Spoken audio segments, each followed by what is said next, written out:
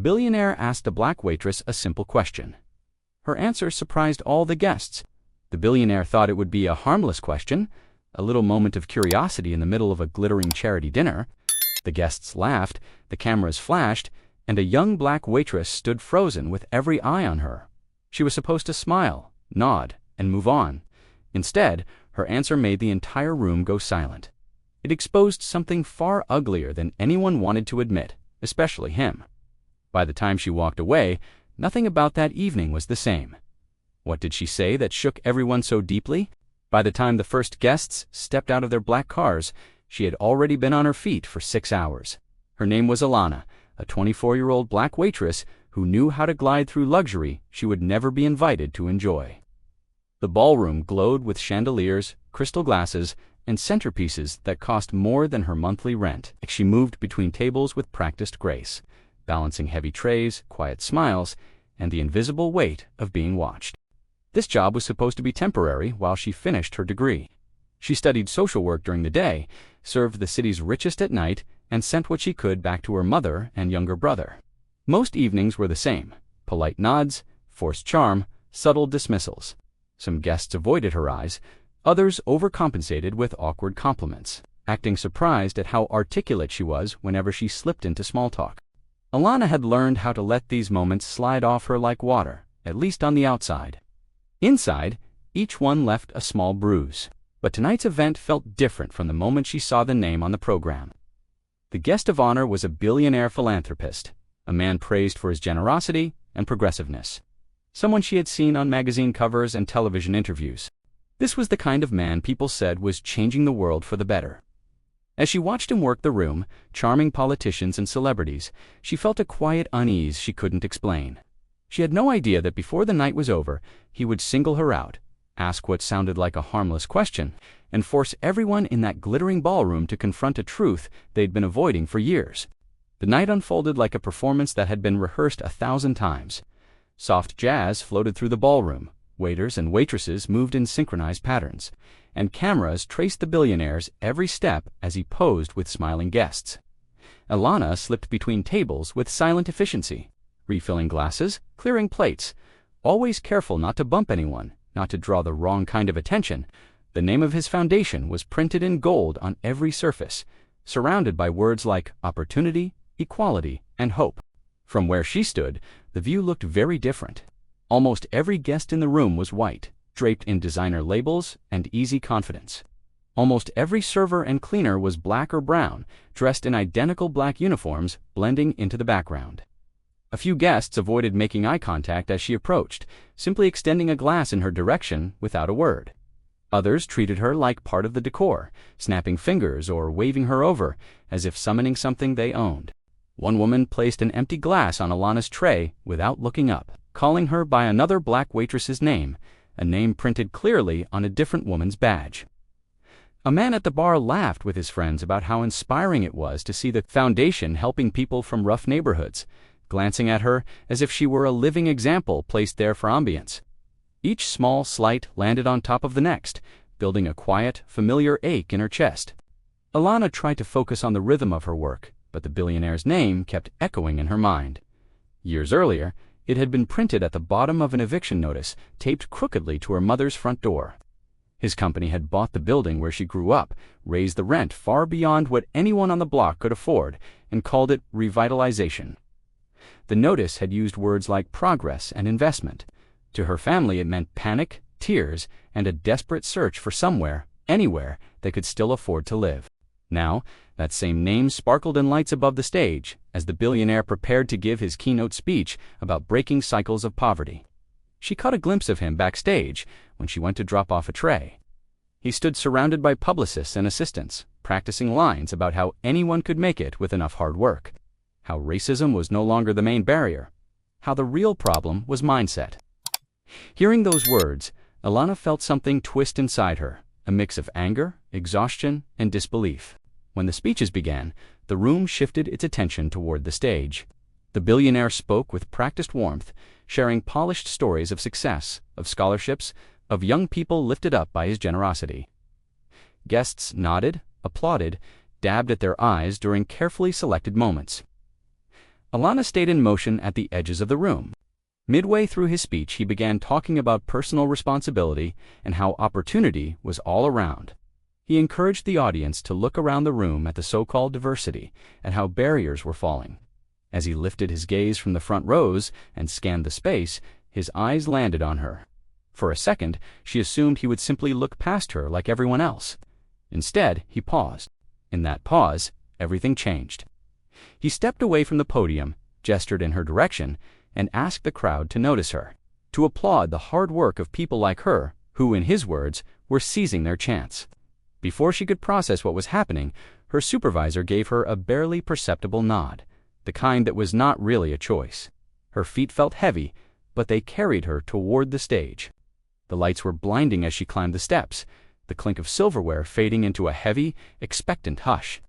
She could feel hundreds of eyes on her uniform, her skin, her name tag. The billionaire rested a hand lightly on her shoulder, turning her toward the audience as if presenting evidence for an argument he had already decided to win. He introduced her story in broad, convenient strokes, framing her as a symbol of progress and proof that his vision was working. Then came the moment he had been building toward. He turned to her with a confident smile, ready to seal his message with what he believed would be a simple, harmless question. He asked her to tell the entire room whether her life showed that anyone could rise above their circumstances.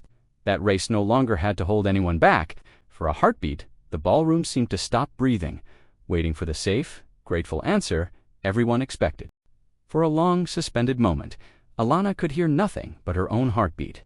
The billionaire's question hung in the air, polished and loaded. Was she proof that anyone could rise above? That race no longer really stood in the way. She knew the answer they wanted, a bright smile, a grateful nod, a neat little story to match the branding on the banners. She could feel the weight of her supervisor's stare from the edge of the stage, the unspoken warning wrapped inside it. The cameras were fixed on her, little red lights blinking, ready to turn her into a soundbite. She thought of her mother folding notice after notice at the kitchen table. She thought of her brother doing homework on a mattress on the floor of a smaller, colder apartment, after the building with her childhood memories became luxury condos. She thought of the way guests snapped their fingers for refills without looking at her face. She thought of standing outside his company's offices, resume in hand, being told there were no openings, then serving drinks to interns from that same company, making more in a month than she made in 2. The silence grew heavier, thick enough to choke on. She felt a familiar fear, the kind that said, stay small, stay safe, be thankful it could be worse. But something in her finally refused to shrink one more time, just so someone else could feel comfortable. So instead of offering the easy, polished response, she told the room the truth. She described the eviction notice with his company's name at the bottom. She described working double shifts to afford textbooks while his foundation spoke about access. She described the view from the floor of the ballroom, the white faces at the tables, the brown and black bodies carrying plates. She did not raise her voice, but it carried anyway, clear and steady. A tremor passed through the room. Applause died mid-motion. Utensils froze halfway to plates. The billionaire's practiced smile faltered as he realized she was not confirming his story. She was unraveling it, thread by thread, in front of donors, politicians, and cameras.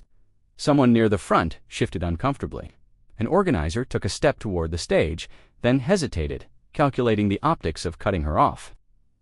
The billionaire's hand lifted slightly, then dropped, trapped between outrage, embarrassment, and the knowledge that every lens was still pointed directly at them. Alana finished with a simple, uncompromising point. If she had made it this far, it was not because racism no longer existed, but because she had clawed her way through it and because people like him had profited from keeping the system exactly as it was. When she stopped speaking, the silence did not break. It deepened. She stood there, chest rising and falling, knowing that in a few seconds this room would decide what to do with her, truth erase it, punish it, or finally let it change something. Alana stepped back from the microphone, and the ballroom seemed to tilt. For a second, nothing moved. Then the room fractured into reactions. A few guests stared down at their plates, suddenly fascinated by their food.